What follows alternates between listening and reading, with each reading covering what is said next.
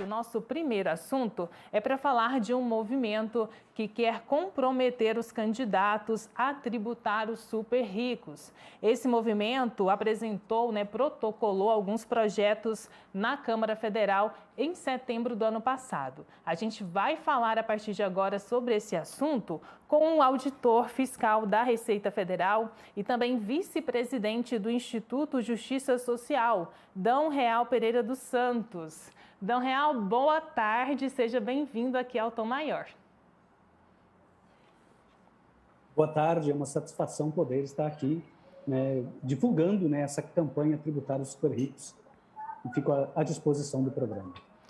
Antes da gente detalhar quais são essas propostas da campanha, queria que o senhor explicasse para quem acompanha aqui o Tom Maior como que funciona atualmente o sistema tributário aqui no Brasil.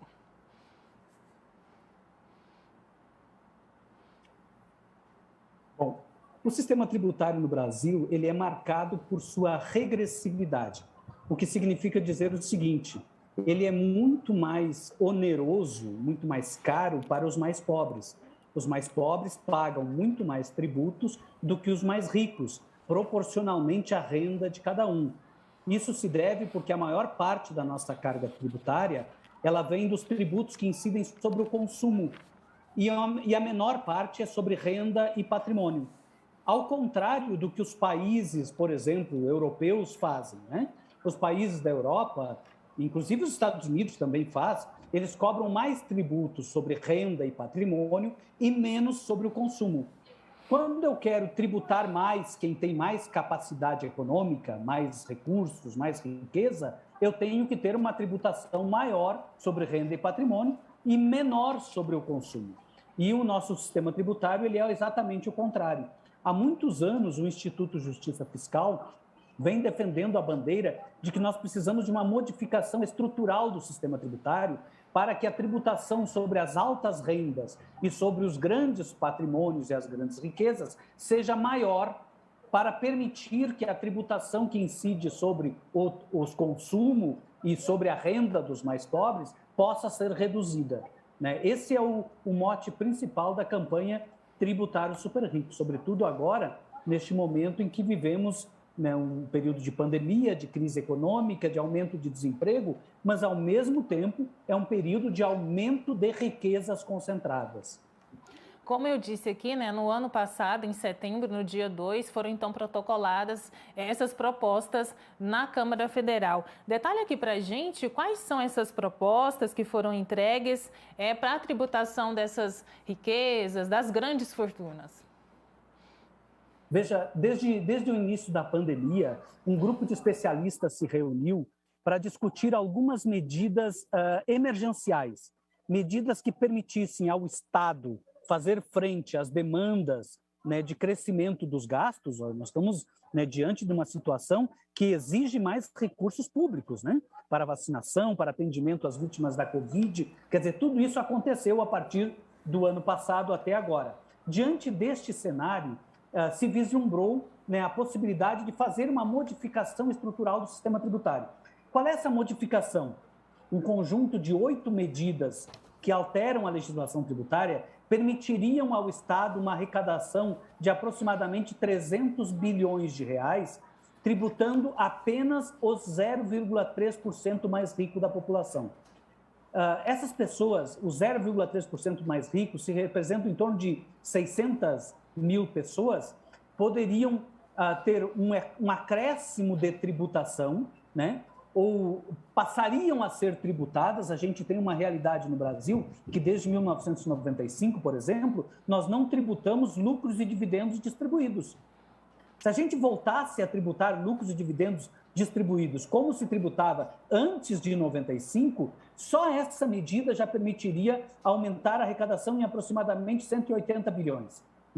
Com essas poucas medidas, que seriam a modificação do sistema tributário do imposto de renda das pessoas físicas, voltando a tributar os lucros e dividendos que são distribuídos, sobretudo para as altas rendas, diminuindo a tributação das empresas do Simples, por exemplo, criando efetivamente o imposto sobre grandes fortunas e modificando razoavelmente algumas outras legislações tributárias, a gente conseguiria ter uma solução quase que imediata para a saída da crise, garantindo renda, distribuição de renda, proteção às vítimas da Covid. São poucas medidas, né?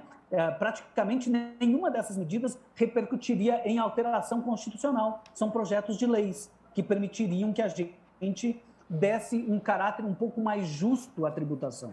Na verdade, a nossa tributação ela é regressiva há muitos anos. E agora, neste momento em que nós estamos vivendo essa crise profunda, tanto econômica quanto uma crise sanitária, seria uma oportunidade importante para a gente dar um caráter, uma natureza mais progressiva à tributação, implementando essas medidas. São projetos de leis que já foram protocolados, né? São 6 projetos de leis, um que mexe no imposto de renda, um que mexe no imposto sobre grandes fortunas, um que mexe na contribuição social das empresas com alta lucratividade, como o setor financeiro, por exemplo, e também o setor mineral, né? Um outro projeto que cria uma contribuição social sobre as altas rendas das pessoas físicas, ou seja, somente aquelas pessoas com rendas superiores a R$65 mil por mês é que passariam a pagar sobre o que excedesse a 65 mil, 10% a título de contribuição social para a proteção, principalmente, né, proteção às vítimas da Covid, né, investimento em saúde pública, investimento em seguridade social, investimento em assistência social. Estamos conversando aqui no Tom Maior com o Dom Real Pereira dos Santos, ele que é auditor fiscal da Receita Federal e também vice-presidente do Instituto Justiça Fiscal. Outro ponto importante, você até chegou a mencionar, é sobre essa renda de 65 milhões de reais. É isso que define um super rico? Quem é considerado super rico aqui no Brasil? Nós não temos uma definição de super rico. Nós sabemos que somente, por exemplo, somente 58 mil pessoas de 210 milhões de habitantes, essa é a nossa população, somente 58 mil pessoas declaram patrimônio, por exemplo, superior a 10 milhões de reais nas declarações de imposto de renda. Se a gente entender que esse grupo constitui o grupo dos super ricos, que representa menos de 0,02% da população, né, a gente poderia interpretar que, sim, este é o topo da nossa pirâmide social, tá certo? As propostas de tributar os super ricos consideram esta faixa, que aquele que tem um patrimônio, uma riqueza superior a 10 milhões de reais, poderia pagar, por exemplo, um imposto sobre grandes fortunas, sobre o que excedesse esse valor, não sobre este valor. Por exemplo, quem tem 12 milhões de reais em patrimônio poderia pagar uma alíquota de 0,5% sobre 2 milhões, tá certo? Então, este é o limite que a gente estabelece como o topo da pirâmide social, que a gente considera como super rico. Quando a gente analisa, por exemplo, a situação da pandemia, né? Nós tivemos na pandemia, nos primeiros 5 meses da pandemia, um crescimento no número de bilionários brasileiros. O número de bilionários brasileiros aumentou nos primeiros 5 meses de pandemia as suas fortunas em aproximadamente 176 bilhões de reais. Claro que a gente tem a clara noção de que os primeiros 5 meses da pandemia significaram uma grande catástrofe econômica e social para o país. Muita gente perdeu empregos, muita gente perdeu renda, né? Tivemos que implementar uma renda emergencial para poder salvar vidas, mas neste mesmo período, um conjunto de 56 pessoas, apenas 56 pessoas, conseguiram acumular aproximadamente 176 bilhões de reais. Na verdade, esta situação, depois, quando a gente analisa o que acontece, saiu notícias recentemente que o número de bilionários no mundo cresceu durante a pandemia. Quando a gente analisa essa situação de profunda concentração de riquezas e que está associado, do outro lado, a uma profunda desigualdade social e a um crescimento da pobreza, a gente ou a gente é forçado a perceber que não há momento melhor para a gente implementar medidas de justiça fiscal no país, cobrando uma pequena parcela de tributos sobre os mais ricos para poder distribuir recursos para os mais pobres.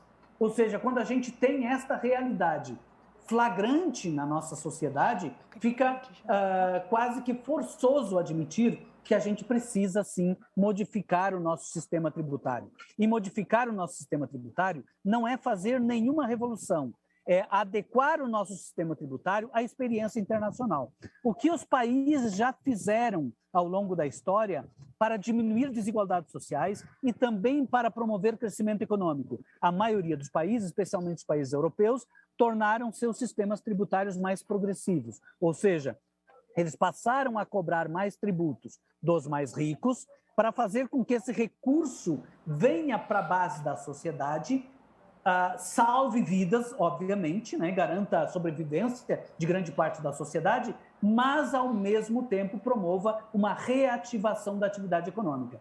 Né? Ninguém guarda dinheiro quando tem pouco dinheiro. Todo dinheiro que a pessoa recebe vira consumo, vira economia, faz a máquina da economia girar. É este o projeto. O projeto tributário super ricos é uma forma da gente sair da crise, né? Ou seja, impondo um pequeno preço aos mais ricos para que a própria economia volte a crescer, para que a sociedade possa sobreviver. Então, este é o conjunto de medidas que essa campanha está propondo levar adiante, e essa campanha já conta com mais de 70 entidades dos movimentos sociais engajados neste processo, né? Por isso que, neste momento, neste ano de 2022, a gente quer que esta pauta, efetivamente, seja a pauta política do ano eleitoral, né? Seja a pauta política do ano de 2022.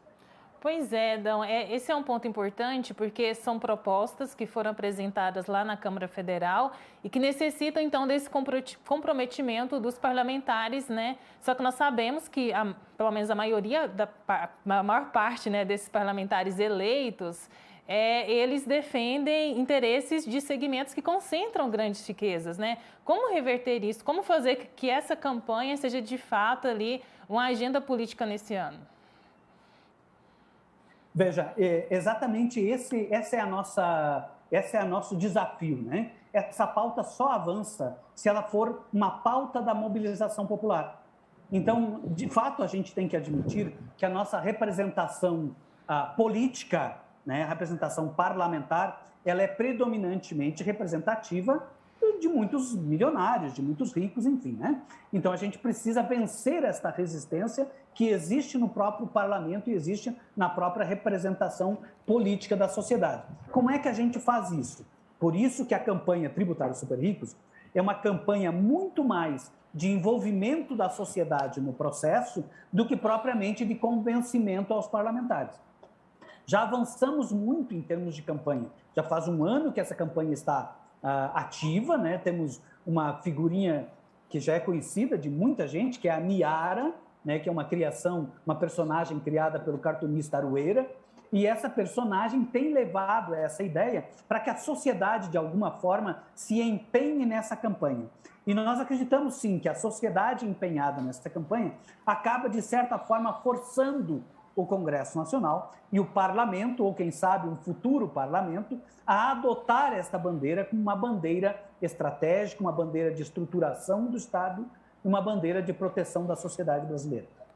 Há uma dificuldade imensa, não negamos isso, mas a campanha ela se volta, ao mesmo tempo que se volta para o Parlamento, ela se volta também para a sociedade, no sentido de construir massa crítica de defesa dessa campanha e de defesa da proposta, né?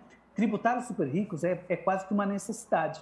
Ou seja, um país que tem grandes necessidades na área da saúde, que tem grandes necessidades na área da educação, na área da assistência, na área do saneamento básico, de forma mais, né, primitiva. Na verdade, nós não conseguimos resolver o problema do saneamento básico da sociedade brasileira. Uma sociedade que tem esse nível de carência, ela não pode conviver com o nível de concentração de riquezas que nós temos hoje. Então, é preciso, sim, aproveitar desta concentração de riquezas e tirar dali, né, os recursos para financiar o próprio desenvolvimento econômico, o desenvolvimento social e as políticas públicas. Projeto, então, né, o movimento protocolou essas propostas e os projetos na Câmara Federal. Quais são os próximos passos? Isso, os próximos passos do projeto são, durante todo o ano de 2021, durante o ano inteiro de 2021, a partir de outubro de 2020, nós transformamos essa campanha em movimento popular. Ou seja, essa campanha começou a engajar gente, engajar movimentos sociais, engajar associações, engajar pessoas, né? A partir de 2021, final de 2021, essa campanha passou a se transformar em projetos legislativos. Aí, pela iniciativa do deputado Pedro Pissai, se converteram várias das propostas da campanha tributária dos super ricos em projetos de leis. Bom, então já existe uma realidade material no Congresso Nacional em relação à qual nós precisamos trabalhar agora politicamente. Qual é os próximos passos a partir de 2022? Bom, 2022 é pautado por debates políticos. É uma nova encruzilhada, ou seja, estamos diante de um debate eleitoral, né, uma possível renovação do Congresso Nacional. Então, esta campanha, ela assume, a partir de 2022, a bandeira de estar no debate político, ou seja, fazer com que os candidatos a deputados, a senadores, a governadores, enfim, que os candidatos assumam também, né, publicamente, a bandeira de defender a tributação dos super ricos. Ou seja, tributar os super ricos não pode ser encarado pela sociedade, pelos políticos, enfim, pelos meios de comunicação, como sendo algo depreciativo aos super ricos. Não, na verdade, tributar os super ricos significa, em primeiro lugar, reconhecer a grande concentração, a extrema concentração de renda e riqueza que temos no país. Reconhecer isso. Reconhecer que nós somos o segundo país com maior concentração de riqueza no topo da pirâmide social. Somos o 10º país mais desigual do planeta. Reconhecer isto exige que a gente adote atitudes fiscais. Porque onde se reduz a desigualdade é na política fiscal. A gente reduz desigualdade e promove desenvolvimento com política fiscal. E política fiscal se dá, de um lado, pela tributação e, de outro, pelo gasto público. Então, tributando de forma justa e gastando de forma justa, nós promovemos redução das desigualdades sociais, nós saímos dessa situação vexatória de ser um dos países mais desiguais do planeta, saímos também dessa condição de sermos o país com maior concentração de riqueza, ou o segundo país, só perdemos para o Catar em concentração de riqueza, saímos dessa posição vexatória e, ao mesmo tempo, e aí que entra a questão simbiótica da campanha com a economia, ao mesmo tempo nós garantimos as condições para a retomada da atividade econômica. Né? É conhecido já é consagrado o princípio de que o que faz o desenvolvimento econômico é renda na mão das pessoas. Então, se a gente tributa menos os mais pobres, eles têm mais rendas para gastar no consumo, na atividade econômica, na geração de empregos. Né? Mas para que a gente faça isso, nós precisamos efetivamente ampliar a tributação onde esses recursos estariam, de certa forma, não seriam, de certa forma, tão efetivos do ponto de vista de promover desenvolvimento econômico, que é exatamente onde ele se concentra. Né? A riqueza concentrada, ela tem menos propensão a gerar desenvolvimento econômico do que a riqueza distribuída. Isso já está reconhecido cientificamente. A riqueza concentrada gera menos desenvolvimento econômico do que a riqueza distribuída. Portanto, o Estado precisa assumir o seu papel, que está na Constituição de 88, que está na Constituição, o seu papel de promover a distribuição, de reduzir desigualdades, de tributar mais quem tem mais renda e de tributar menos quem tem menos renda. Então, este é o papel que cabe ao Estado. Como é que se faz isso? É com medidas que modifiquem a estrutura do sistema tributário.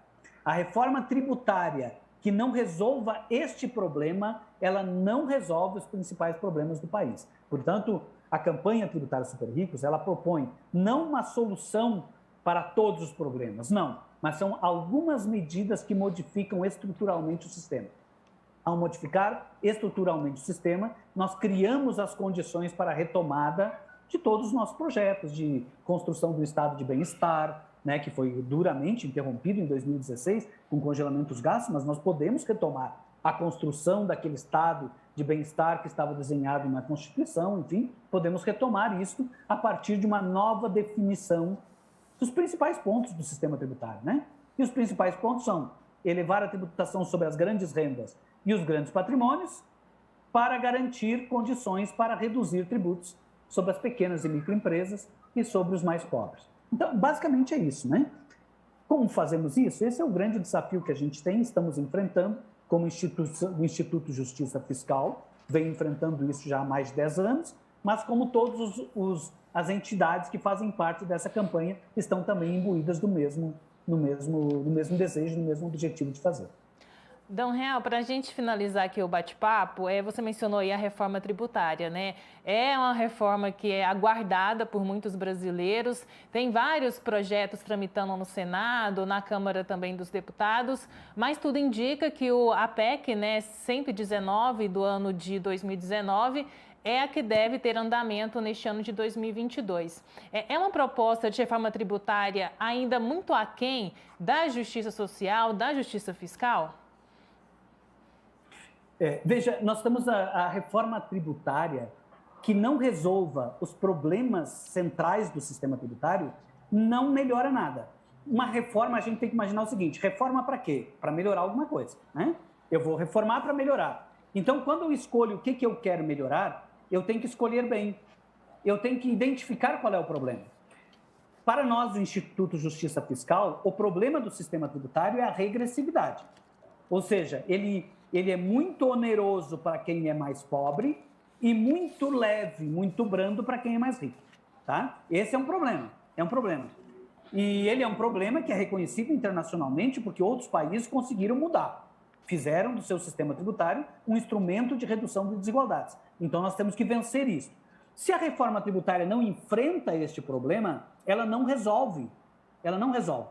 O que tem por trás das reformas tributárias que estão no Congresso Nacional? Elas não atacam este problema. Elas escolheram um outro problema para atacar.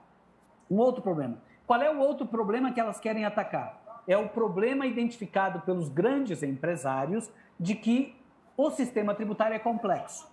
Então, na verdade, eles só querem atacar este problema, como se, atacando este problema, todos os outros estivessem resolvidos.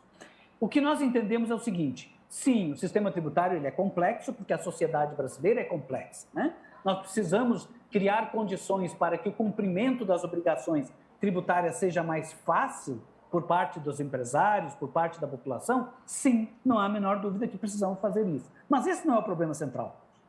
Este não é o problema central. O problema central é como viabilizar a implantação do estado de bem-estar. Ou seja, o que eu quero fazer é que define como é que tem que ser o sistema tributário.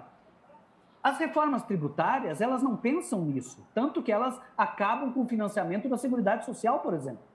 Quando juntam todos os tributos, inclusive contribuições sociais, dentro de um IVA, está acabando com uma fonte de financiamento da Seguridade Social. Está na Constituição que as contribuições, PIS, COFINS, contribuição social sobre o lucro líquido, são fontes para financiar saúde, previdência e assistência social. Se eu não levo isso em conta e resolvo apenas o problema identificado da complexidade, eu estou, de alguma forma, inviabilizando aquilo que a Constituição manda fazer. Então, nós precisamos levar em conta o que nós queremos construir como sociedade. As reformas tributárias que estão no Congresso não respondem a isso. O que nós propomos? E já há bastante tempo, né? Desde da reforma tributária solidária, que foi patrocinada lá pela Anfip, pela FENAFISCO, que o Instituto de Justiça Fiscal estava junto. E quando chega agora na tributação dos super ricos, o que a gente pretende fazer é viabilizar a implementação do Estado social que está na Constituição. Para a gente viabilizar isto, nós precisamos tornar o sistema tributário progressivo.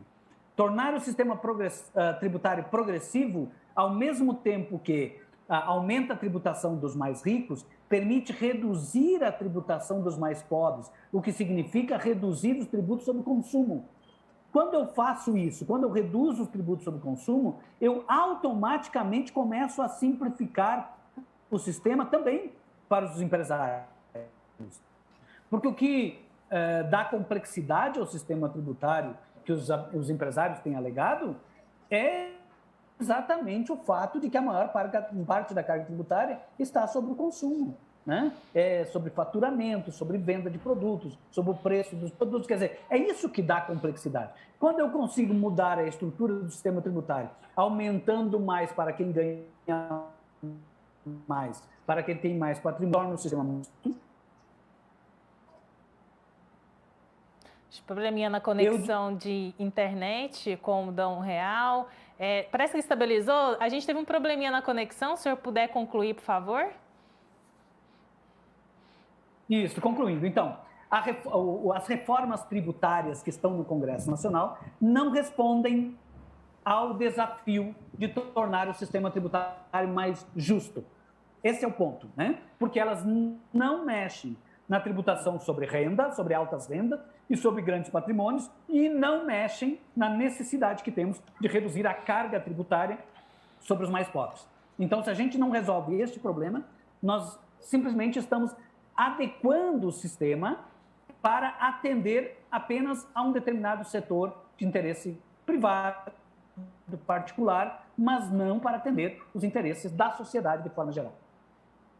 Para nós, o sistema tributário tem que atender à necessidade de construir um Estado social que está desenhado na Constituição. Se o sistema tributário não reduz desigualdades, ele não cumpre o artigo 3º da Constituição. Dom Real Pereira dos Santos, auditor fiscal da Receita Federal e também vice-presidente do Instituto Justiça Fiscal.